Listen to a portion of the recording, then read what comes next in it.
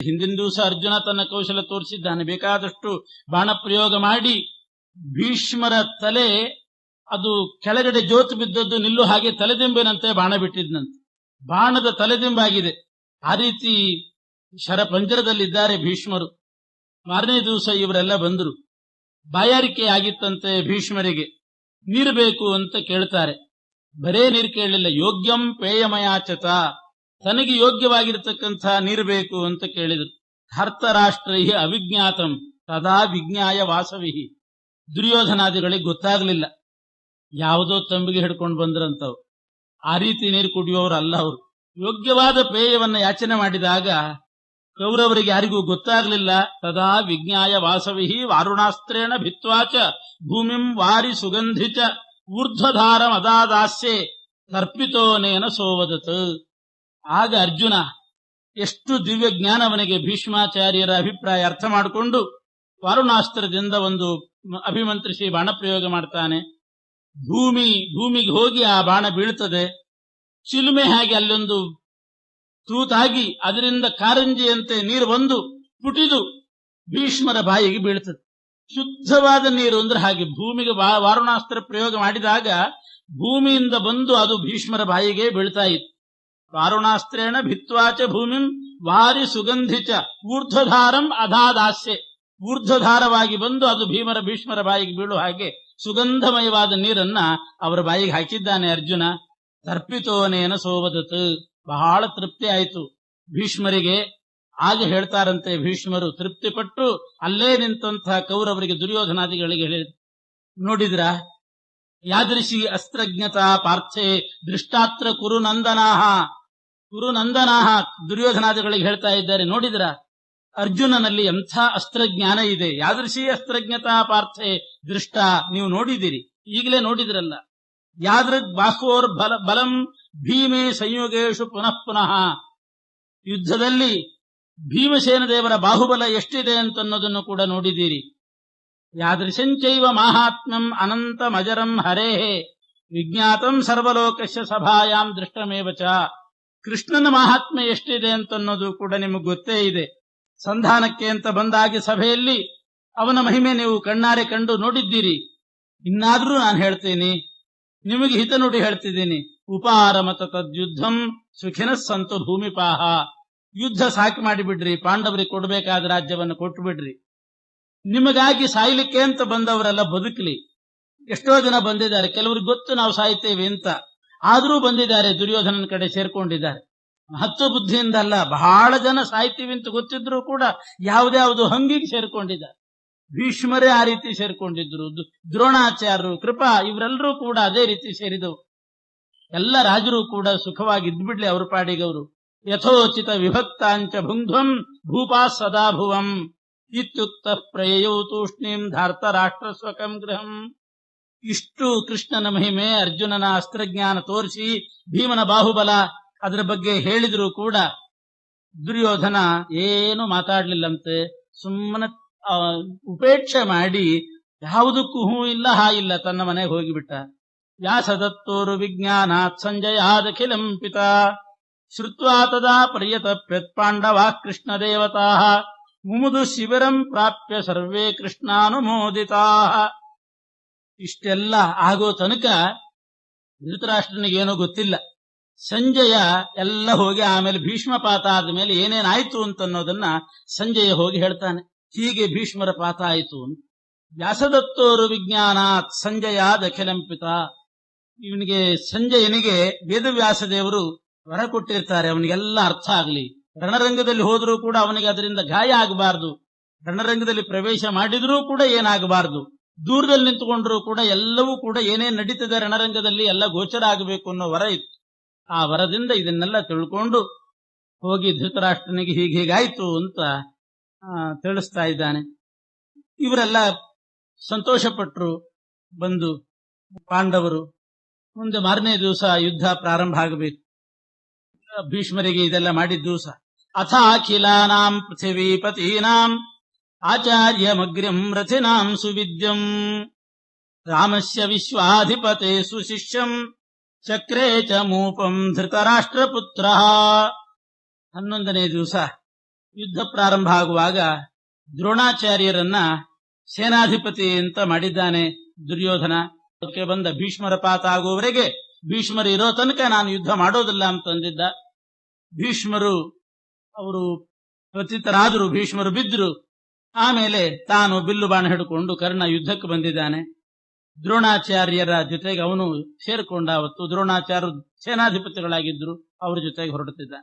ಅವತ್ತಿನ ದಿವಸ ಯುದ್ಧ ನಡೆಯುವಾಗ ಭೀಮನಿಗೂ ಶಲ್ಯನಿಗೂ ಬಹಳ ವಿಶೇಷವಾದಂತಹ ಯುದ್ಧ ನಡೀತು. ವಿಚೇತನಂ ಪತಿತಂ ಅದ್ರರಾಜಂ ವಿಲೋಕ್ಯ ಭೀಮಂಚ ತಮಾಹ್ವಯಂತಂ ರಥಂ ಸಮಾರೋಪ್ಯ ಜನಸ್ಯ ಪಶ್ಯತಃ ಪುರಶ್ಚ ಭೀಮಸ್ಯ ಕೃಪೋಪಜಗ್ಮ್ಯವಾನ್. ಭೀಮ ಶಲ್ಯರಾಜನನ್ನ ಗದಾಪ್ರಹಾರದಿಂದ ಬೀಳಿಸಿಬಿಟ್ಟಿದ್ದಾನೆ. ಪುನಃ ಕರಿತಾ ಇದ್ದಾನಂತೆ ಭೀಮ. ಅಷ್ಟೊತ್ತಿಗೆ ಕೃಪಾಚಾರ್ಯ ಬಂದು ಶಲ್ಯನನ್ನ ರಥದಲ್ಲಿ ಹಾಕೊಂಡು ಹೊರಟಿದ್ದಾರೆ.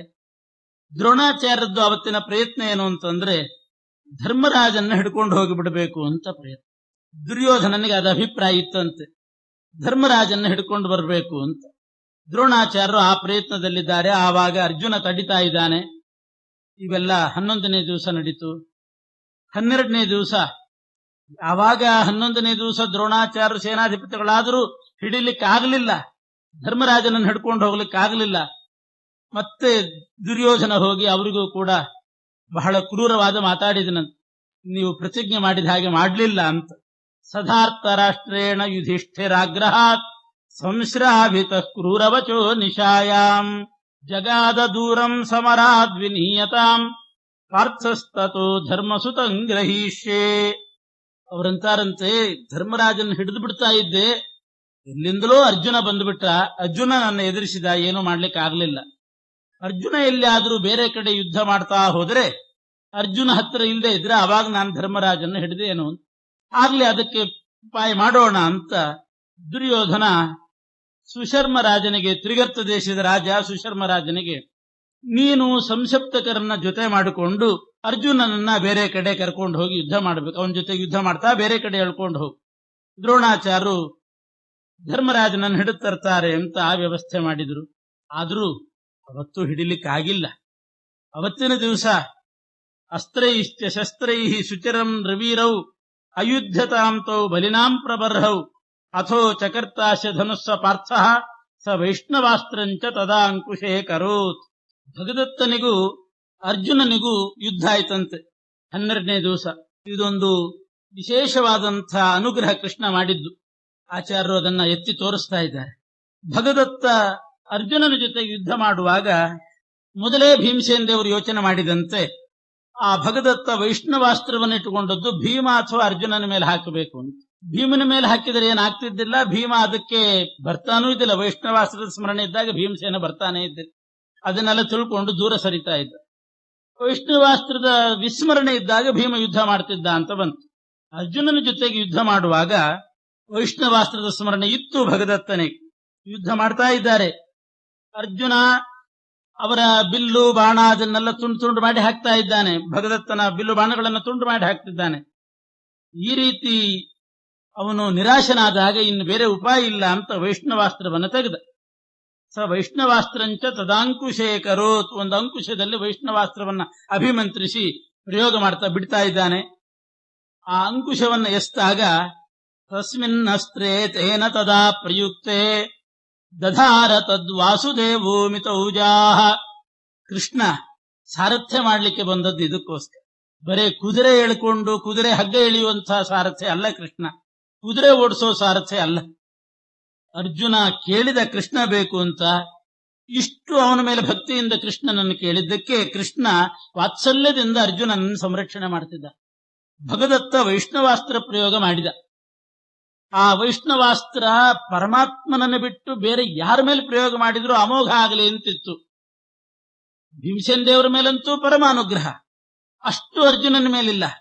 ಆದರೆ ಅರ್ಜುನನ ಮೇಲೆ ವೈಷ್ಣವಾಸ್ತ್ರ ಪ್ರಯೋಗ ಮಾಡಿಬಿಟ್ಟ ಇವಾಗ ಭಗದತ್ತ. ಅರ್ಜುನ ಸಾಯಲೇಬೇಕಾಗಿತ್ತು ಆ ವೈಷ್ಣವಾಸ್ತ್ರದಿಂದ. ಅಂಥ ಪ್ರಸಂಗ ಬಂತು. ಕೃಷ್ಣ ಸಾರಥಿಯಾಗಿಲ್ಲದೆ ಇದ್ರೆ ಅರ್ಜುನನ ಕಥೆ ಅವತ್ತು ಮುಗಿದೋಗ್ತಿತ್ತು. ಇಂಥ ಆಪತ್ತೆಲ್ಲ ಅರ್ಜುನನಿಗೆ ಬಂದಿತ್ತು. ತಸ್ಮಿನ್ ಅಸ್ತ್ರೇ ತೇನ ತದಾ ಪ್ರಯುಕ್ತೆ ದಧಾರ ತದ್ ವಾಸುದೇವೋ ಮಿತೌಜಾಹ. ಆ ವೈಷ್ಣವಾಸ್ತ್ರದಿಂದ ಅಭಿಮಂತ್ರಿತವಾದ ಅಂಕುಶ ಅವನು ಎಸ್ತಾಗ ಅದು ಅರ್ಜುನನ ಮೇಲೆ ಬಿದ್ದಿದ್ರೆ ಅದರ ಪ್ರಭಾವ ಆಗಿಬಿಡ್ತಿತ್ತು. ಆದರೆ ಸಾರಥ್ಯ ಮಾಡ್ತಾ ಇದ್ದಂತಹ ಕೃಷ್ಣ ಕೂಡ್ಲೆ ಅದು ಅರ್ಜುನನ ಮೇಲೆ ಬೀಳಬಾರದು ಅಂತ ಹೇಳಿ ಅಷ್ಟರೊಳಗೆ ಅದನ್ನು ಹಿಡ್ಕೊಂಡು ತನ್ನ ಕುತ್ತಿಗೆಗೆ ಹಾಕೊಂಡಂತೆ. ಹೀಗೆ ಹಾಕಿದ ಕೂಡ್ಲೆ ಅದು ವೈಜಯಂತೆ ಮಾಲೆ ಆಗಿಬಿಡ್ತಂತೆ ಕೃಷ್ಣನ ಕೊರಳಲ್ಲಿ. ಅವನು ವೈಷ್ಣವಾಸ್ತ್ರ ಅಭಿಮಂತ್ರಿಸಿ ಪ್ರಯೋಗ ಮಾಡಿದ ಅಂಕುಶ ಅರ್ಜುನನ ಮೇಲೆ ಬೀಳಬೇಕು, ಅಷ್ಟರಲ್ಲೇ ಹೋಗಿ ಕೃಷ್ಣ ಅದನ್ನು ಹಿಡಿದು ಕುತ್ತಿಗೆಗೆ ಹಾಕೊಂಡ. ನೋಡ್ತಾ ಇದ್ದಾನೆ ಅರ್ಜುನ, ಗಾಬರಿಯಾಗಿ, ಇವನಿಗೆ ಏನು ಒಂದು ಅರ್ಥ ಆಗ್ತಾ ಇಲ್ಲ. ಅಂಕುಶ ಬಿಸಾಡ್ದ, ಮೈ ಮೇಲೆ ಬೀಳ್ತದೆ ಅನ್ನೋ ಅಂತ ಯೋಚನೆ ಮಾಡುವಾಗ ಅದನ್ನು ಹಿಡಿದು ಕುತ್ತಿಗೆಗೆ ಹಾಕೊಂಡ. ಸುಮ್ಮನೆ ಒಂದು ಬಟ್ಟೆ ಹಾಕೊಂಡ, ಹೀಗೆ ಹಾಕೊಂಡಿದ್ದಾನೆ, ಅದು ವೈಜಯಂತಿ ಮಾಲಾ ಆಗೋಯ್ತಂತೆ. ತದಂಸ ದೇಶಸ್ಯತು ವೈಜಯಂತಿ ಬಭೂವ ಮಾಲಾ ಅಖಿಲ ಲೋಕ ಭರ್ತು ದೃಷ್ಟು ಇವ ತದ್ಧಾರಿತ ಮಚ್ಯುತೇನ ಅರ್ಥ ಕಿಮರ್ಥಂ ವಿಧೃತಂತ್ವಯೇತಿ. ಅರ್ಜುನ ಕೇಳ್ತಾನೆ, ಅವನು ಅದನ್ನ ಎಸ್ತ್ರ, ನೀನ್ ತಗೊಂಡು ಅದನ್ನು ಕುತ್ತಿಗೆಗೆ ಹಾಕೊಂಡಿಲ್ಲ, ಯಾಕೆ ಹೀಗೆ ಅದನ್ನು ಧರಿಸಿದೆ ಅಂತ ಕೇಳ್ತಾನೆ. ಊತೆ ತಮಾಹಾಶು ಜಗನ್ನಿವಾಸ ಮಯಾಖಿಲಂ ಧಾರ್ಯತೆ ಸರ್ವದೈವ. ಕೃಷ್ಣ ಹೇಳ್ತಾನೆ, ಇದನ್ನು ಮಾತ್ರ ಅಲ್ಲ, ಎಲ್ಲವನ್ನೂ ಧರಿಸಿದವನು ನಾನೇ ಎಂದ. ಈ ಅಂಕುಶವನ್ನು ಮಾತ್ರ ಅಲ್ಲ, ಪ್ರತಿಯೊಂದು ಜಗತ್ತನ ಪ್ರತಿಯೊಬ್ಬರನ್ನೂ ಕೂಡ ಧರಿಸಿದವನು ನಾನು, ನಿನ್ನನ್ನು ಧರಿಸಿದವನು ನಾನು. ನಮಾದೃಶೋನ್ಯೋಸ್ತಿ ಕುತಃ ಪರೋಮತ್ ಸೋಹಂ ಚತುರ್ಧಾ ಜಗತೋ ಹಿತಾಯ ಸ್ಥಿತೋಸ್ಮಿ ಮೋಕ್ಷ ಪ್ರಲಯ ಸ್ಥಿತೀನಾಂ ಸೃಷ್ಟೇಶ್ಚ ಕರ್ತ ಕ್ರಮಶಃ ಸ್ವಮೂರ್ತಿಭಿ. ನಾನು ಯಾರು ಅಂತ ತಿಳ್ಕೊಂಡಿದ್ದೆ, ನನಗೆ ಸಮಾನ ಯಾರೂ ಇಲ್ಲ. ಎಲ್ಲ ಗೀತೋಪದೇಶ ಮಾಡಿದಾಗ ತೋರಿಸಿದ್ದ. ಮತ್ತೆ ಹೇಳ್ತಿದ್ದಾನೆ, ನಮ್ಮ ಆದೃಶೋನ್ಯೋಸ್ತಿ ಕುತಃ ಪರೋಮತ್, ನನಗೆ ಸಮಾನರೇ ಇಲ್ಲ, ನನಗಿಂತ ಉತ್ತಮರಂತೂ ಮೊದಲೇ ಇಲ್ಲ. ಇಡೀ ಜಗತ್ತನ್ನ 4 ರೂಪದಿಂದ, ಚತುರ್ವ್ಯೂಹ 4 ರೂಪದಿಂದ ನಾನು ಜಗತ್ತಿನ ಆಗುಹೋಗುಗಳನ್ನೆಲ್ಲ ಮಾಡ್ತಾ ಇದ್ದೀನಿ. ವಾಸುದೇವ ಸಂಕರ್ಷಣ ಪ್ರದ್ಯುಮ್ನ ಅನಿರುದ್ಧ ಅಂತ 4 ರೂಪದಿಂದ ಸ ವಾಸುದೇವಾದಿ ಚತುಸ್ವರೂಪ ಸ್ಥಿತೋ ನಿರುದ್ಧೋ ಹೃದಯ ಚಾಖಿಲಸ್ಯ, ಎಲ್ಲರ ಒಳಗೂ ಇದ್ದೇನೆ. ಇಡೀ ಜಗತ್ತಿನ ವ್ಯಾಪಾರವನ್ನ ನಡೆಸ್ತಾ ಇದ್ದೀನಿ ನಾನು. ಮೋಕ್ಷ, ಪ್ರಳಯ, ಸಂರಕ್ಷಣೆ, ಸೃಷ್ಟಿ ಇವುಗಳನ್ನ ಮಾಡ್ತಾ ಇದ್ದೀನಿ. ಪ್ರದ್ಯುಮ್ನ ರೂಪದಿಂದ ನಾನು ಸೃಷ್ಟಿಕರ್ತನಾಗಿದ್ದೀನಿ. ಅನಿರುದ್ಧ ರೂಪದಿಂದ ನಾನು ಪಾಲನಕರ್ತನಾಗಿದ್ದೀನಿ. ಸಂಕರ್ಷಣ ರೂಪದಿಂದ ಪ್ರಳಯವನ್ನು ಉಂಟು ಮಾಡ್ತೇನೆ. ವಾಸುದೇವ ರೂಪದಿಂದ ನಾನು ಮೋಕ್ಷಪ್ರದನಾಗಿದ್ದೇನೆ. ಕೊನೆಗೆ ಪರಮಾತ್ಮನ ಇಚ್ಛಾ ಅನ್ನುವಂತಹ ಆವರಣ ಏನಿರ್ತದೆ ಜೀವರಿಗೆ, ಆ ಇಚ್ಛಾ ಆವರಣವನ್ನ ದೂರ ಸರಿಸಿ ಮೋಕ್ಷಪ್ರದ ವಾಸುದೇವ ರೂಪಿ ಪರಮಾತ್ಮ. ಹೀಗೆ ವಾಸುದೇವಾದಿ ಚತುರೂಪದಿಂದ ನಾನು ಸೃಷ್ಟಿ, ಸ್ಥಿತಿ, ಪ್ರಳಯ, ಮೋಕ್ಷವನ್ನು ಕೊಡ್ತಕ್ಕವನಾಗಿದ್ದೇನೆ. ಎಲ್ಲರ ಹೃದಯದಲ್ಲಿ ನೆಲೆಸಿದ್ದೀನಿ. ಇಂಥ ನಾನು ಹಿಂದೊಮ್ಮೆ ವರಾಹ ರೂಪ ತಾಳಿದ್ದೆ ಅಂತ ಆ ಕುತ್ತಿಗೆಗೆ ಹಾಕೊಂಡದ್ದು, ಅದು ವೈಜಯಂತಿ ಮಾಲೆ ಆದದ್ದು, ಅದರ ಕಥೆ ಹೇಳ್ತಾ, ಸಯೇವ ಚಕ್ರೋಢತನು ಪುರಾಹಂ ಭೂಮಿ ಪ್ರಿಯಾರ್ಥಂ ನರಕಾಯ ಚಾದಾಂ ಅಸ್ತ್ರಂ ಮದೀಯಂ ವರಮಸ್ಯ ಚಾದಾಂ ಅವಧ್ಯತಾಂ ಯಾವದಸ್ತ್ರಂ ಸಸೂನೋಃ. ವರಾಹಾವತಾರದಲ್ಲಿ ನಾನು ಧರಾದೇವಿಯನ್ನು ವಿವಾಹ ಮಾಡಿಕೊಂಡಿದ್ದೆ. ಪಂಚಭೂತಗಳಲ್ಲಿ ಪೃಥ್ವಿ ಅಂತೇನು ಮಹಾಭೂತ ಇದೆ, ಅದರ ಅಭಿಮಾನಿ ಧರಾದೇವಿಯನ್ನ ನಾನು ವಿವಾಹ ಮಾಡಿಕೊಂಡಿದ್ದೆ. ಭೂರೂಪದ ಆವೇಶ ಇತ್ತು ಅಂತ ವಿವಾಹ ಮಾಡಿಕೊಂಡಿದ್ದೆ ಅಂತ. ಯಾರ್ಯಾರನೋ ಮಾಡ್ಕೊಂಡ ಅಂತ ತಿಳ್ಕೋಬಾರದು. ಮತ್ತೆ ಭೂಮಿನೇ ಅದು ವರಾಹದೇವರ ಪತ್ನಿ, ಶ್ರೀಭೂ ದುರ್ಗಾದಲ್ಲಿ ಸೇರಿದಂಥ ಭೂರೂಪದ ಆವೇಶ ಇತ್ತು. ಆದ್ದರಿಂದ ವರಾಹದೇವರು ಮದುವೆ ಮಾಡಿಕೊಂಡು, ಆ ಭೂಮಿಯಲ್ಲಿ ಹುಟ್ಟಿದಂಥವನೇ ನರಕಾಸುರ. ಅವನಿಗೆ ಭೌಮ ಅಂತ ಕರೀತ. ನರಕಾಸುರನ ಮಗನೇ ಭಗದತ್ತ. ಭೂಮಿಗೆ ಪ್ರೀತಿ ಆಗಬೇಕು ಅಂತ ಹೇಳಿ ಆ ಭೂಮಿಯ ಪ್ರಾರ್ಥನೆಯಂತೆ, ಆ ಧರಾದೇವಿಯ ಪ್ರಾರ್ಥನೆಯಂತೆ ನಾನು ನರಕಾಸುರನಿಗೆ ವೈಷ್ಣವಾಸ್ತ್ರವನ್ನ ಕೊಟ್ಟಿದ್ದೆ. ವರನೂ ಕೂಡ ಕೊಟ್ಟಿದ್ದೆ. ಈ ವೈಷ್ಣವಾಸ್ತ್ರ ನಿನ್ನತ್ರ ಇರೋ ತನಕ ಯಾರಿಂದಲೂ ಕೂಡ ನಿನಗೆ ಮರಣ ಇಲ್ಲ, ನನ್ನನ್ನು ಬಿಟ್ಟು ಅಂತ. ಪರಮಾತ್ಮನನ್ನು ಬಿಟ್ಟು ಯಾರಿಂದಲೂ ಕೂಡ ವೈಷ್ಣವಾಸ್ತ್ರ ಇರೋ ತನಕ ಅವರಿಗೆ ಮರಣ ಇಲ್ಲ. ಭಗದತ್ತನಿಗೂ ಹಾಗೆ. ಇಬ್ಬರಿಗೂ ವೈಷ್ಣವಾಸ್ತ್ರ ಅವರ ಹತ್ರ ಇದ್ರೆ ಅವರಿಗೆ ಯಾರಿಂದಲೂ ಮರಣನೇ ಇಲ್ಲ ಅಂತಿತ್ತು. ಆದರೂ ನರಕಾಸುರನನ್ನು ಕೊಲ್ಲಬೇಕಾಗಿತ್ತು. ಎಷ್ಟೆಷ್ಟು ಜನರನ್ನ ಬಂಧನದಲ್ಲಿಟ್ಟುಕೊಂಡು ಮಹಾಹಿಂಸೆ ಮಾಡ್ತಾ ಇದ್ದ ಅವನು. ನರಕಾಸುರನನ್ನು ಕೊಲ್ಲಬೇಕಾಗಿತ್ತು. ಅದಕ್ಕೆ ನಾನೇ ಹೋಗಿ ನರಕಾಸುರನನ್ನು ಕೊಂದದ್ದು ಅದಕ್ಕೆ ಅಂತ ಅನ್ಕೊಂಡು. ಯಾಕೆ ಅಂದ್ರೆ ಅವನಿಗೆ ವೈಷ್ಣವಾಸ್ತ್ರ ಕೊಟ್ಟಿದ್ದೆ. ವೈಷ್ಣವಾಸ್ತ್ರ ಇರೋ ತನಕ ಅವನಿಗೆ ಮರಣ ಇಲ್ಲ, ಬೇರೆಯವರಿಂದಿಲ್ಲ, ನನ್ನಿಂದ ಆಗಬಹುದು. ಅದಕ್ಕೆ ನಾನೇ ಅವನನ್ನ ನರಕಾಸುರನನ್ನು ಸಂಹಾರ ಮಾಡಿ. ಭಗದತ್ತನಿಗೂ ಅಷ್ಟೇನೆ. ಅವನ ಆ ವೈಷ್ಣವಾಸ್ತ್ರ ಭಗದತ್ತನ ಹತ್ರ ಬಂತು. ಸಸುತಾಯ ಚಾಸ್ಮೈ ಅಂತಾರೆ. ಅವನಿಗೂ ಅವನ ಮಗನಿಗೂ ಇಬ್ಬರಿಗೂ ಆ ರೀತಿ ವರ ಕೊಟ್ಟಿದ್ದಂತೆ. ವೈಷ್ಣವಾಸ್ತ್ರ ಇರೋ ತನಕ ಯಾರಿಂದಲೂ ಮರಣ ಇಲ್ಲ. ಈಗ ಭಗದತ್ತನ ಹತ್ರ ವೈಷ್ಣವಾಸ್ತ್ರ ಇದ್ದು ಬಿಟ್ರೆ ಅವನನ್ನು ಯಾರು ಕೊಲ್ಲೋ ಹಾಗಿಲ್ಲ ಅಂತ. ಆದ್ರೆ ಅರ್ಜುನನ ಕೈಯಿಂದ ಅವನನ್ನು ಸಾಯಿಸಬೇಕು.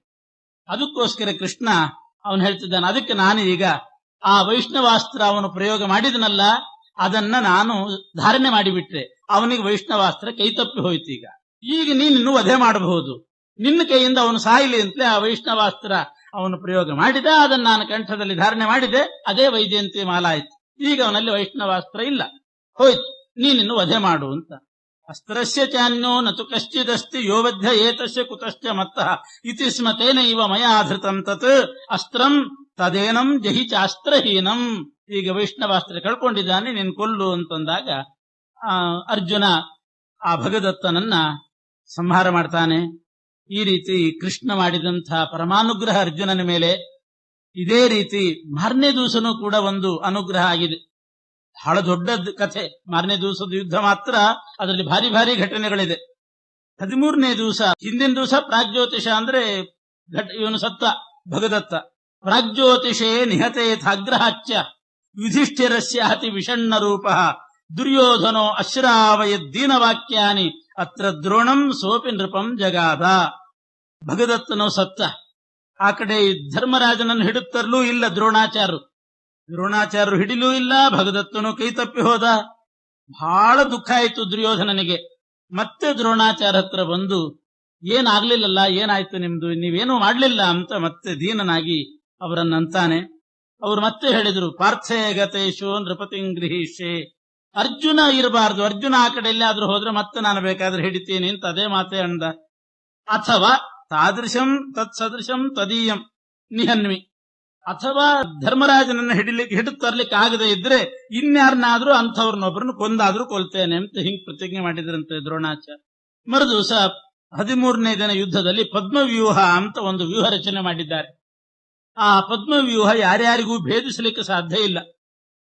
ಆ ಪದ್ಮವ್ಯೂಹವನ್ನು ಭೇದಿಸಿ ಆ ವ್ಯೂಹದ ಒಳಗೆ ನುಗ್ಗಬೇಕಾದ್ರೆ, ಕೌರವರ ಆ ವ್ಯೂಹದ ಒಳಗೆ ನುಗ್ಗಬೇಕಾದ್ರೆ ವಿಷ್ಣು ಮಂತ್ರ ಒಂದಿದೆ, ಅದನ್ನು ಜಪ ಮಾಡಿದರೆ ಮಾತ್ರ ಅದು ಸಾಧ್ಯ. ಅವತ್ತಿನ ದಿವಸ ಆ ಪದ್ಮವ್ಯೂಹ ರಚನೆ ಆಗಿದೆ. ಪಾಂಡವರೆಲ್ಲ ಯುದ್ಧ ಮಾಡಲಿಕ್ಕೆ ಅಂತ ಬಂದಿದ್ದಾರೆ. ಅರ್ಜುನ ಸಂಸಪ್ತಕರ ಜೊತೆಗೆ ಹಿಂದಿನ ದಿವಸದಂತೆ ಯುದ್ಧಕ್ಕೆ ಹೋದ. ಅರ್ಜುನ ಆ ಕಡೆ ಹೋಗಿದ್ದಾನೆ, ಸಂಸಪ್ತಕರ ಜೊತೆಗೆ ಯುದ್ಧ ಮಾಡ್ತಿದ್ದಾನೆ. ಉಳಿದವರೆಲ್ಲ ಇಲ್ಲಿಗೆ ಬಂದರು. ಪಾರ್ಥ ವ್ಯೂಹಂತು ತಂ ಪ್ರಾಪ್ಯ ನಾಶಕನ್ ಭೇತ್ತು ಮುದ್ಯತಃ. ಆ ಪದ್ಮವ್ಯೂಹ ಭೇದಿಸಲಿಕ್ಕೆ ಯಾರಿಗೂ ಸಾಧ್ಯ ಇಲ್ಲ. ಯಾರಿಗೆ ಮಂತ್ರ ಬೇಕು, ಆ ವಿಷ್ಣು ಮಂತ್ರ ಒಂದು ಗೊತ್ತಿದ್ದವರು ಮಾತ್ರ ವ್ಯೂಹ ಭೇದಿಸಿ ಒಳಗೆ ನುಗ್ಗಬಹುದು.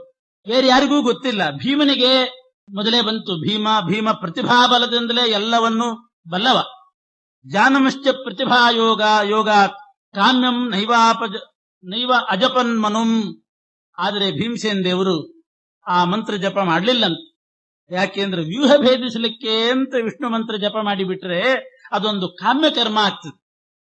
ಕಾಮ್ಯಕರ್ಮ ಮಾಡುವವರು ಅಲ್ಲ. ಆದ್ರಿಂದ ಆ ವಿಷ್ಣು ಮಂತ್ರವನ್ನ ಭೀಮಸೇನ ದೇವರು ಅದಕ್ಕಾಗಿ ಜಪ ಮಾಡಲಿಲ್ಲ. ಉಳಿದವರಿಗೆ ಗೊತ್ತಿಲ್ಲ, ಭೀಮೋ ಜಪ ಮಾಡಲಿಲ್ಲ. ಯುಧಿಷ್ಠಿರ ಅದಕ್ಕೆ ಧರ್ಮರಾಜ ಏನು ಮಾಡಿದ, ತಜ್ಞಂ ಸೌಭದ್ರಮಬ್ರವೀತ್. ಅಭಿಮನ್ಯುವಿಗೆ ಗೊತ್ತಿತ್ತಂತೆ ಆ ಮಂತ್ರ. ನೀನ್ ಜಪ ಮಾಡಿ ಆ ವ್ಯೂಹವನ್ನು ಭೇದಿಸಿ ಒಳಗೆ ನುಗ್ಗು, ನಿನ್ನ ಹಿಂದಿನಿಂದ ನಾವೆಲ್ಲ ಬರ್ತೀವಿ ಅಂತಂದ. ಆಗ್ಲಿ ಅಂತ ಹೇಳಿ ಅವನ ಆ ಮಂತ್ರ ಜಪ ಮಾಡಿ ವ್ಯೂಹವನ್ನು ಭೇದಿಸಿದ. ಅಭಿಮನ್ಯು ಒಳಗಡೆ ನುಗ್ಗಿದ. ಅನ್ವೇವತಂ ವಾಯುಸುತಾದಯಶ್ಚ. ಅವನ ಹಿಂದೆ ಇವರೆಲ್ಲ ಹೊರಡಬೇಕು ಅಂತ ಭೀಮ, ಧರ್ಮರಾಜ ಇವರೆಲ್ಲ ಹೊರಟರು. ಆದರೆ ಸೈಂಧವೇನೈವ ವೃದ್ಧಾ ಪರೇಣ ರುದ್ರಸ್ಯ ನಿರುದ್ಧಮಾನೋ ಜಯದ್ರಥೇನಾತ್ರ ವೃಕೋದರಸ್ತು ವಿಷ್ಣೋರಭೀಷ್ಟಂ ವಧಮಾರ್ಜುನೇಸ್ತದಾ ವಿಜ್ಞಾಯ ಶಕ್ತೋಪಿ ನ ಚಾತ್ಯವರ್ತತ.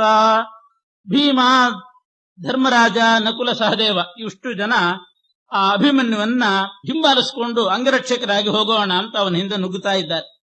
ಅರ್ಜುನ ಅಂತೂ ಸಂಸಪ್ತಕರ ಜೊತೆಗೆ ಆ ಕಡೆ ಹೋಗಿದ್ದ ಯುದ್ಧ ಮಾಡಿ. ಇವರೆಲ್ಲ ನುಗ್ಗುವಾಗ ಜಯದ್ರಥ ಬಾಗಿಲಲ್ಲಿ ಎಲ್ಲರನ್ನೂ ಕೂಡ ತಡೆದು ಬಿಡ್ತಾನೆ. ಜಯದ್ರಥ ತಡೆದ, ಯಾರಿಗೂ ಒಳಗೆ ಹೋಗ್ಲಿಕ್ಕೆ ಆಗ್ಲಿಲ್ಲ. ಜಯದ್ರಥ ತಡೆದ ಅಂತಂದ್ರೆ ಧರ್ಮರಾಜನನ್ನು ತಡಿಬಹುದು, ನಕುಲ ಸಹದೇವರನ್ನು ತಡಿಬಹುದು, ಭೀಮನನ್ನೇನು ತಡಿತಾನೆ. ಭೀಮಸೇನ ದೇವರು ಅವನನ್ನ ಆ ಕಡೆ ತಳ್ಳಿ ಒಳಗಡೆ ಹೋಗಿಬಿಡಬಹುದಾಗಿತ್ತು ಅಭಿಮನ್ಯುವನ್ನ ರಕ್ಷಣೆ ಮಾಡ್ಲಿಕ್ಕೆ. ಆದ್ರೆ ವ್ಯೂಹದ ಬಾಗಿಲಲ್ಲಿ ಅಭಿಮನ್ಯು ಜಪ ಮಾಡಿ ನುಗ್ಗಿದಾಗ ಇವ್ರನ್ನೆಲ್ಲರನ್ನೂ ಕೂಡ ತಡೆದ ಅಂತಂದ್ರೆ ಭೀಮ ಅವನನ್ನು ತಡೆದ ಅಂತ ಅರ್ಥ ಅಲ್ಲ. ಭೀಮಸೇನ ದೇವರು ಅವನನ್ನ ತಳ್ಳಿ ಹೋಗುವ ಪ್ರಯತ್ನನೇ ಮಾಡ್ಲಿಲ್ಲ. ಯಾಕೆ ಅಂದ್ರೆ ಅವತ್ತಿನ ದಿವಸ ಅಭಿಮನ್ಯು ಸಾಯಲಿ ಅಂತ ಕೃಷ್ಣನ ಇಚ್ಛೆ ಇತ್ತಂತ. ಕೃಷ್ಣನ ಸಂಕಲ್ಪ ತಿಳ್ಕೊಂಡು ತಮ್ಮನ ಮಗ ಆದರೂ ಕೂಡ ತಮ್ಮನ ಮಗ ಮುಖ್ಯ ಅಲ್ಲ, ಕೃಷ್ಣನ ಸಂಕಲ್ಪ ಮುಖ್ಯ ಭೀಮಸೇನ ದೇವರು. ಆದ್ದರಿಂದ ಜಯದ್ರಥ ಅಲ್ಲಿ ಯುದ್ಧ ಮಾಡಿ ತಡೆಯುವಾಗ ಭೀಮಸೇನ ದೇವರು ಸುಮ್ಮನಾಗಿ ಬಿಡ್ತಾರೆ. ವೃಕೋದರಸ್ತು ವಿಷ್ಣೋರಭೀಷ್ಟಂ ವಧಮಾರ್ಜುನೇಸ್ತದ ವಿಜ್ಞಾಯ ಶಕ್ತೋಪಿ ನಚಾತ್ಯ ಬರ್ತದೆ. ಜಯದ್ರಥ ಅವನಲ್ಲಿ ರುದ್ರದೇವರ ಆವೇಶನೂ ಇತ್ತು. ಇವರು ಎಲ್ಲರನ್ನು ತಡೆದು ಬಿಟ್ಟ. ಆ ಕಡೆ ಅಭಿಮನ್ಯು ಒಬ್ಬನೇ ಒಳಗಡೆ ನುಗ್ಗಿ ಭಾರಿ ಹೋರಾಡಿದನಂತೆ. ಬೇಕಾದಷ್ಟು ತನ್ನ ಪರಾಕ್ರಮ ತೋರಿಸಿದ, ಸಾವಿರಾರು ಜನರನ್ನು ಕೊಂದ. ಅವತ್ತು ದುರ್ಯೋಧನನ ಮಗ ಲಕ್ಷಣನೂ ನನ್ನ ಅವತ್ತು ಕೊಂದು ಹಾಕಿಬಿಟ್ಟ. ಸಲಕ್ಷ್ಮಣಂ ರಾಜಸುತಂ ಪ್ರಶಸ್ಯ ಪಿತು ಸಮೀಪೆ ಅನೇದಾಶು ಮೃತ್ಯವೇ, ಹೀಗೆ ಎಷ್ಟೋ ಜನರನ್ನು ಸಂಹಾರ ಮಾಡಿದ. ಕೊನೆಗೆ ದುಶ್ಯಾಸನನ ಮಗ ಅವನು ಮತ್ತು ಈ ಅಭಿಮನ್ಯು ಇಬ್ಬರು ಗದಾ ಯುದ್ಧ ಮಾಡಿಕೊಂಡ್ರಂತೆ. ದ್ರೋಣಾದಿಗಳೆಲ್ಲ ಬಂದಿದ್ರು ಇವರ ಜೊತೆಗೆ ಯುದ್ಧ ಮಾಡಲಿಕ್ಕೆ. ಒಟ್ಟು 6 ಜನ ಮಹಾರಥಿಕರೆಲ್ಲ ಬಂದಿದ್ದಾರೆ. ಅಂಥವ್ರು ಬಂದರೂ ಕೂಡ ಇವನನ್ನು ಕೊಲ್ಲುವ ಧೈರ್ಯ ಮಾಡಲಿಲ್ಲಂತೆ. ಯಾಕೆ ಅಂದ್ರೆ ಅಭಿಮನ್ಯುವನ್ನು ಕೊಂದು ಬಿಟ್ರೆ ಕೃಷ್ಣ ಏನ್ ಮಾಡ್ತಾನೋ ಅಂತ ಕೃಷ್ಣನ ಹೆದರಿಕೆ. ಭೀಮನಿಗೂ ಅವರಿಗೂ ಇಷ್ಟೇ ವ್ಯತ್ಯಾಸ. ಅವತ್ತು ಅಭಿಮನ್ಯು ಸಾಯ್ಲಿ ಅಂತ ಕೃಷ್ಣನ ಅಭಿಪ್ರಾಯ ಇದೆ. ಅದನ್ನು ತಿಳ್ಕೊಂಡು ಭೀಮಸೇನ ದೇವರು ಸಾಯ್ಲಿಕ್ಕೆ ಅನುವು ಮಾಡಿಕೊಟ್ರು. ಆದ್ರೆ ಕೊಂದು ಬಿಟ್ರೆ ಕೃಷ್ಣ ನಮ್ಮನ್ನೇನು ಮಾಡ್ತಾನೋ ಅಂತ ಹೆದರಿ ಇವರು ಸುಮ್ಮನಾದ್ರಂತೆ. ದುಶ್ಯಾಸನನ ಮಗ ಮತ್ತು ಅಭಿಮನ್ಯು ಇಬ್ರು ಯುದ್ಧ ಮಾಡಿಕೊಂಡು ಇಬ್ರು ಒಟ್ಟಿಗೆ ಸತ್ತರಂತವ. ಭೀತೇಶು ಕೃಷ್ಣಾದಥ ತದ್ವಧಾಯ ತೇ ಶ್ವಾಸಸಾದಾಶು ಗದಾಯುಧಂ ಗದಿ ದೌಶ್ಯಾಶನಿ ತೌ ಯುಗಪತ್ಯ ಮಮ್ರತು ಗದಾಭಿಘಾತೇನ ಮಿಥೋತಿ ಪೌರುಷೌ. ದುಶ್ಯಾಸನನ ಮಗ ಮತ್ತು ಅಭಿಮನ್ಯು ಹೊಡೆದಾಡಿಕೊಂಡು ಇಬ್ರು ಕೂಡ ಅವತ್ತು ಹತರಾಗ್ತಾರೆ. ಹೀಗೆ 13ನೇ ದಿವಸ ಬಹಳ ಮಹಾಪರಾಕ್ರಮಿ ಅಭಿಮನ್ಯು. ಅಂಥ ಅಭಿಮನ್ಯು ಕೈತಪ್ಪಿ ಹೋದ. ಅಭಿಮನ್ಯು ಸತ್ತ. ತಸ್ಮಿನ್ ಹತೆ ಶತ್ರುವರಂ ನಿಶಮ್ಯ ಹರ್ಷೋದ್ಭವಂ ಹರುತಿರುಗ್ರ ವಿಕ್ರಮ ವಿಜಿತ್ಯ ಸರ್ವಾನಪಿ ಸೈಂಧವಾದೀನ್ ಯುಧಿಷ್ಠಿರಸ್ಯ ಅನುಮತೆಯನ್ನು ನಿಷೇಧತ್. ಇವರೆಲ್ಲ ದುಃಖಪಟ್ರು. ಆವಾಗ ವೇದವ್ಯಾಸದೇವರು ಬಂದು ಯುಧಿಷ್ಠಿರಾದೀನ್ ಗ್ಲಪಿತಾನ್ ಅಬೋಧಯತ್. ಇವರೆಲ್ಲ ದುಃಖಪಟ್ಟಾಗ ವೇದವ್ಯಾಸದೇವರು ಬಂದು ಸಮಾಧಾನ ಪಡಿಸ್ತಾರೆ. ಸಾಯಂಕಾಲ ಆಗುವಾಗ ಆ ಕಡೆ ಸಂಸಪ್ತಕರ ಅವರ ಜೊತೆಗೆ ಯುದ್ಧ ಮಾಡಿ ರಾತ್ರಿ ಆಯಿತು ಅಂತ ಆಗುವಾಗ ಅರ್ಜುನ ಕೃಷ್ಣನ ಜೊತೆಗೆ ಬಂದ ಮೇಲೆ ಅವನಿಗೂ ಗೊತ್ತಾಯಿತು ಇವತ್ತು ಅಭಿಮನ್ಯು ಸತ್ತಿದ್ದಾನೆ ಅಂತ ಗೊತ್ತಾಯ್ತು. ನಿಶಮ್ಯ ಪುತ್ರಸ್ಯ ವಧಂ ಭೃಷಾರ್ಥ. ಬಹಳ ದುಃಖ ಆಯಿತು ಅಭಿಮನ್ಯು ಸತ್ತ ಅಂತ. ಆ ಕೌರವರ ಸಮಕ್ಷಮದಲ್ಲೇ ಈ ಕಡೆ ಕೃಷ್ಣನ್ ಒಂದು ಮಾತು ಕೇಳದೆ ಅರ್ಜುನ ಪ್ರತಿಜ್ಞೆ ಮಾಡಿಬಿಟ್ಟ. ಅಭಿಮನ್ಯುವನ್ನು ಕಳ್ಕೊಂಡ ಆ ದುಃಖದಲ್ಲಿ ರೋಷಾವೇಶದಿಂದ ಪ್ರತಿಜ್ಞೆ ಮಾಡಿಬಿಟ್ಟ. ಜಯದ್ರಥಸ್ಯೈವ ವಧೆ, ನಾನು ನಾಳೆ ಸೂರ್ಯಾಸ್ತಮಯ ಆಗೋದ್ರ ಒಳಗಡೆ ಜಯದ್ರಥನನ್ನ ಸೈಂಧವನನ್ನ ಸಂಹಾರ ಮಾಡಿಬಿಡ್ತೇನೆ. ಒಂದು ವೇಳೆ ಆಗಲಿಲ್ಲ ಅಂತ ಅದನ್ನು ನಾನು ಅಗ್ನಿ ಪ್ರವೇಶ ಮಾಡ್ತೇನೆ. ಅಂತೂ ನಾಳೆ ಸಾಯಂಕಾಲದೊಳಗೆ 2ರಲ್ಲಿ ಒಂದಾಗಬೇಕು. ಇಲ್ಲ ಅವನು ಸಾಯಬೇಕು, ನನ್ನ ಮಗನ ಸಾವಿಗೆ ಕಾರಣನಾದಂಥ ಜಯದ್ರಥ ಸಾಹೇಬ್ ನಿಜವಾಗಿಯೂ ಕೊಂದವನು ದುಶ್ಯಾಸನನ ಮಗ. ಅವನಂತೂ ಅಲ್ಲೇ ಸತ್ತು ಹೋಗಿಬಿಟ್ಟது. ಇಬ್ರು ಒಟ್ಟಿಗೆ ಸತ್ರು ಅಂತಾರೆ. ಆ ರೀತಿ ಅವನನ್ನು ಮುನ್ನುಗ್ಗಿ ಆ ರೀತಿ ಮಾಡ್ಲಿಕ್ಕೆ ಕಾರಣ ಬೇರೆಯವರೆಲ್ಲ ಇದ್ರು. ಆದ್ರೆ ಎಲ್ಲದಕ್ಕೂ ಮೂಲ ಈ ಜಯದ್ರಥ. ಇವರು ಯಾರನ್ನೂ ಕೂಡ ಒಳಗಡೆ ಬಿಡದಂತೆ ಬಾಗಿಲಲ್ಲಿ ತಡೆದ್ರಿಂದ ಅವನೊಬ್ಬ ಏಕಾಂಗಿಯಾಗಿ ಅಲ್ಲಿ ಹೋರಾಡಿ ಸಾಯಬೇಕಾಯ್ತು. ಯಾರೂ ಅಂಗರಕ್ಷಕರಿದ್ದಿಲ್ಲ. ಅದಕ್ಕೆ ಮೂಲ ಕಾರಣ ಜಯದ್ರಥ ಅಂತ ಭಾವಿಸಿ ಜಯದ್ರಥನ ವಧೆ ನಾಳೆ ಸಾಯಂಕಾಲ ಅವನ ತಲೆ ತೆಗಿತೇನೆ, ಸಾಯಂಕಾಲದ ಒಳಗೆ. ಆಗಲಿಲ್ಲ ಅಂತ ಆದ್ರೆ ನಾನಾದ್ರೂ ಅಗ್ನಿ ಪ್ರವೇಶ ಮಾಡ್ತೇನೆ ಅಂತ ಪ್ರತಿಜ್ಞೆ ಮಾಡಿಬಿಟ್ಟು ನಾನು. ಇಂಥ ಪ್ರತಿಜ್ಞೆ ಮಾಡಿದ್ದನ್ನ ಕೃಷ್ಣ ತಿಳ್ಕೊಂಡು ಅವನಿಗೆ ಸಾಧ್ಯವಿಲ್ಲ ಮರುದಿವಸ ಸೂರ್ಯಾಸ್ತಮಯದೊಳಗೆ ಇವನ ಜಯದ್ರಥನ ತಲೆ ತೆಗಿಲಿಕ್ಕೆ ಸಾಧ್ಯ ಇಲ್ಲ ಅಂತ ತಿಳ್ಕೊಂಡು ಕೃಷ್ಣ ಮಾಡಿದ ಅನುಗ್ರಹ ಏನು ಅಂತಂದ್ರೆ, ರಾತ್ರಿ ಮಲಗಿದಾಗ ಮೊದಲು ನಿದ್ದೆ ಬರಿಸಿದ್ನಂತ. ಅಲ್ಲಿಂದ ಪ್ರಾರಂಭ. ಅಭಿಮನ್ಯುವನ್ನು ಕಳ್ಕೊಂಡು ಅವತ್ತು ರಾತ್ರಿ ನಿದ್ದೆ ಬರೋದುಂಟೆ ಅರ್ಜುನನಿಗೆ. ಅವತ್ತು ರಾತ್ರಿ ನಿದ್ದೆ ಬರೆಸಿದ್ನಂತೆ. ಬೆಳಗಿನ ಜಾವದಲ್ಲಿ ಒಂದು ವಿಚಿತ್ರವಾದ ಕನಸು ಬೀಳಿಸಿದ್ನಂತೆ. ಪರಮಾತ್ಮನೇ ಒಂದು ಸ್ವಪ್ನ ತೋರಿಸ್ತಾ ಇದ್ದಾನೆ. ಎಂಥ ವಿಚಿತ್ರವಾದ ಕನಸು ಅಂತಂದ್ರೆ, ಎಲ್ರಿಗೂ ಕನಸು ಬೀಳ್ತದೆ. ಒಂದು ವಿಚಿತ್ರ ಕನಸು. ಆ ಕನಸು ಬೀಳ್ತಾ ಇದೆ. ಆ ಕನಸಿನಲ್ಲಿ ಇವನಿಗೆ ಕೈಲಾಸಕ್ಕೆ ಹೋಗಿ ರುದ್ರದೇವರಿಂದ ಆ ಪಾಶುಪತಾಸ್ತ್ರವನ್ನ ಇನ್ನಷ್ಟು ದೃಢೀಕರಣ ಮಾಡಿಕೊಂಡ ಹಾಗೆ, ಅವರಿಂದ ಅಸ್ತ್ರ ಮಂತ್ರ ಇನ್ನೂ ದೃಢೀಕರಣ ಮಾಡಿಕೊಂಡ ಹಾಗೆ, ರುದ್ರದೇವರಿಂದ ಅನುಗ್ರಹ ಪಡೆದಂತೆ ಕನಸು ಬೀಳ್ತಾ ಇತ್ತು. ಕೈಲಾಸಕ್ಕೆ ಹೋದ ಹಾಗೆ. ಆದ್ರೆ ಇವನು ಇಲ್ಲೇ ಇದ್ದಾನೆ ಮಲಗಿದವನು, ಕೈಲಾಸಕ್ಕೆ ಹೋಗಿಲ್ಲ. ಹೋದಂತೆ ಕನಸು. ಆದರೆ ಅಲ್ಲಿ ಹೋದದ್ದು ಒಂದ್ ರೀತಿ ಹೌದು. ಆ ಮಂತ್ರ ಉಪದೇಶ ಆದದ್ದು ಅದೆಲ್ಲ ಮರುದಿವಸಕ್ಕೆ ಎಲ್ಲ ಅವನ ತಲೆಯಲ್ಲಿ ಹೊಳಿತಿತ್ತಂತ. ಅದೆಲ್ಲ ಇಂಥ ಇದು ವಿಚಿತ್ರ ಅಂತಂದ್ರೆ, ಇಲ್ಲಿ ಕನಸು ಬೀಳ್ತಿರುವಾಗ ಕೃಷ್ಣ ತನ್ನ ಅಚಿಂತ್ಯ ಅದ್ಭುತ ಶಕ್ತಿಯಿಂದ ಅವನ ಜೀವದ ಒಂದು ಅಂಶವನ್ನು ತಗೊಂಡು ಆ ಅಂಶವನ್ನ ಕೈಲಾಸಕ್ಕೆ ಕರ್ಕೊಂಡು ಹೋಗಿದ್ದಾನೆ. ಜೀವನನ್ನೇ ಹೊರಗಡೆ ತಗೊಂಡು ಹೋಗಿ, ಪೂರ್ತಿ ಅಲ್ಲ, ಒಂದು ಅಂಶವನ್ನು ಮಾತ್ರ ಪೂರ್ತಿ ತಗೊಂಡು ಹೋದ್ರೆ ಇದು ನಿರ್ಜೀವ ಆಗ್ತದೆ. ಈ ದೇಹ ಅವನನ್ನು ಮಲಗಿಸಿದ ಹಾಗೆ ಇದ್ದುಕೊಂಡು ಆ ಜೀವನನ್ನು ಮಾತ್ರ ತಗೊಂಡು ಅಲ್ಲಿ ಕೈಲಾಸ ಕರ್ಕೊಂಡು ಹೋಗಿ ಅಲ್ಲಿ ರುದ್ರದೇವರಿಂದ ಪಾಶುಪತಾಸ್ತ್ರದ ಮತ್ತೆ ಅದು ಪುನಃ ದೃಢೀಕರಣ ಆಗುವ ಹಾಗೆ ಉಪದೇಶ ಎಲ್ಲ ಮಾಡಿಸಿ ಮತ್ತೆ ತಂದು ಪುನಃ ಇಲ್ಲಿ ಸೇರಿಸಿದಾನು. ಇವನಿಗೆ ಬೆಳಿಗ್ಗೆದ್ದಾಗ ದಿವ್ಯವಾದ ಅಸ್ತ್ರಮಂತ್ರ ತಲೆಯಲ್ಲಿದೆ.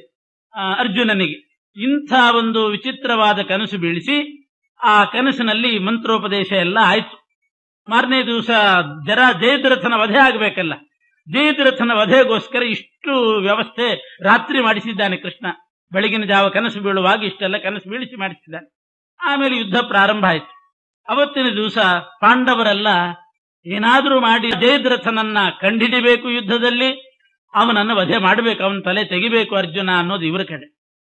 ಅವರೆಲ್ಲ ಸೇರಿ ಏನಾದರೂ ಮಾಡಿ ಜಯದ್ರಥನನ್ನು ಉಳಿಸ್ಕೊಳ್ಬೇಕು ಅಂತ ಅವರು. ಯಾಕೆ ಜಯದ್ರಥನನ್ನ ಉಳಿಸ್ಕೊಂಡ್ರೆ ಜಯದ್ರಥ ಉಳಿಬೇಕು ಅನ್ನೋದಕ್ಕಿಂತ ಹೆಚ್ಚಾಗಿ ಜಯದ್ರಥ ಉಳಿದ್ರೆ ತನ್ನ ಪ್ರತಿಜ್ಞೆಯಂತೆ ಅವನು ಅಗ್ನಿ ಪ್ರವೇಶ ಮಾಡಿ ಅರ್ಜುನ ಸಾಯ್ತಾನೆ, ಅದು ಮುಖ್ಯ. ಇವರಿಗೆ ಅರ್ಜುನ ಉಳಿಬೇಕು, ಜಯದ್ರಥ ಸಾಯಬೇಕು ಅಂತ ಇವರಿಗೆ. ಆ ಯುದ್ಧದಲ್ಲಿ ಎಷ್ಟು ಚೆನ್ನಾಗಿ ಶ್ರೀಕೃಷ್ಣ ರಥ ಓಡಿಸಿದಾನೆ, ಎಷ್ಟು ವೇಗದಲ್ಲಿ ಓಡಿಸಿದಾನೆ ಅಂತಂದ್ರೆ, ಯಾವ ರಥ ಓಡುವಾಗಲೇ ಯಾವುದಾದ್ರೂ ಜಾಗದಿಂದ ಒಂದು ಸ್ಪಾಟ್ನಿಂದ ಅರ್ಜುನ ಬಾಣ ಬಿಟ್ರೆ ಆ ಬಾಣ ಎಲ್ಲ ಆಮೇಲೆ ಬರ್ತಿತ್ತು ಅಂತೆ, ರಥ ಮೊದಲು ಹೋಗ್ತಿತ್ತಂತೆ.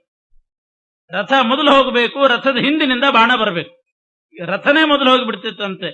ಬಾಣ ಶರವೇಗ ಅಂತಾರಲ್ಲ, ಅದಕ್ಕಿಂತಲೂ ವೇಗದಿಂದ ರಥ ಓಡಿದೆ ಅಂತ. ಆ ರೀತಿ ಶರವೇಗಕ್ಕಿಂತ ಅಧಿಕವಾದ ವೇಗದಿಂದ ರಥವನ್ನ ಓಡಿಸಿದ್ದಾನೆ. ಆದರೂ ಸಿಗ್ತಾ ಇಲ್ಲ ಜಯದ್ರಥ. ಆಗ ಕತ್ತಲೆ ಸೃಷ್ಟಿ ಮಾಡಿದನಂತೆ ಶ್ರೀಕೃಷ್ಣ. ಇನ್ನೇನು ಸಾಯಂಕಾಲ ಆಗ್ತದೆ, ಅದರೊಳಗೆ ಇನ್ನೂ ಅನೇಕ ಘಟನೆಗಳಿದೆ. ಇನ್ನು ಸಾಯಂಕಾಲ ಆಯ್ತು, ಜಯದ್ರಥ ಸಿಗಲಿಲ್ಲ, ಅರ್ಜುನ ಅಗ್ನಿ ಪ್ರವೇಶ ಮಾಡಬೇಕು, ಆ ಪ್ರಸಂಗ ಬಂದಿತ್ತು. ಆಗ ಇದ್ದಕ್ಕಿದ್ದ ಹಾಗೆ ಕತ್ತಲೆಯನ್ನು ಸೃಷ್ಟಿ ಮಾಡಿದನಂತೆ. ಪರಮಾತ್ಮ ತನ್ನ ಅಚಿಂತ್ಯ ಶಕ್ತಿಯಿಂದ ಏನು ಬೇಕಾದ್ರೆ ಮಾಡ್ತಾನೆ. ಕತ್ತಲೆ ಸೃಷ್ಟಿ ಮಾಡಿದ. ಸೂರ್ಯನ ಬೆಳಕನ್ನು ಮೀರಿಸಿ ಹಾಕುವಂತ, ಅದನ್ನು ಮುಚ್ಚಿ ಹಾಕುವಂತ ಕತ್ತಲೆ ಸೃಷ್ಟಿ ಮಾಡಿದನಂತೆ. ಕತ್ತಲೆ ಬಂದದ್ದು ನೋಡಿ ಸೂರ್ಯಾಸ್ತಂಗತನಾದ. ಜಯದ್ರಥನ ತಲೆ ತೆಗಿಲಿಲ್ಲ ಇನ್ನು ಅರ್ಜುನ. ಈಗ ಅವನು ಅಗ್ನಿ ಪ್ರವೇಶ ಮಾಡಿ ಸಾಯ್ತಾನೆ, ನಾವೆಲ್ಲ ಸಂತೋಷ ಪಡೋಣ ನೋಡಿ ಅಂತ ಎಲ್ಲ ಕೌರವರು ಭ್ರಾಂತರಾಗಿಬಿಟ್ರು. ಸೂರ್ಯನೇ ಮುಳುಗಿದ ಅಂತ ಭ್ರಾಂತಿ ಬಂತು ಅವರಿಗೆ. ಹೀಗೆ ಭ್ರಾಂತರಾಗಿ ಜಯದ್ರಥನನ್ನು ಮುಂದಿಟ್ಟುಕೊಂಡು ಬರ್ತಾ ಇದ್ದಾರಂತೆ.